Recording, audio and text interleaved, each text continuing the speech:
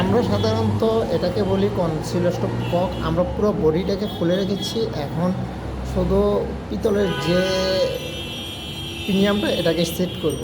এখন আমরা কনসিলস্টপ cock install করার সময় অবশ্যই তীর চিহ্নটি ফলো করব। আমরা এই তীর চিহ্ন, আমরা এইটা কনসিলস্টপ ককটা সাধারণত এইভাবেই খাড়া এইদিকে তীর উঠবে, এটা জর্নাল লাইনে আমরা ব্যবহার করব। কনসিলস্টপ কক আজকে টোটালে 10টা লাগানো হইতেছে। আমরা কনসিলস্টপ ককের উপরে ঝর্ণাটিকে 5 ফ্লোর থেকে 5 ইঞ্চি নিচে রাখছি, 4 থেকে 5 ইঞ্চি রাখতে বলছে ইঞ্জিনিয়াররা। আর আমরা এইখানে কনসিলস্টপ কককে এখানে 42-এ রাখছি, ফিনিশিংয়ে 42 আর নর্মালে 44।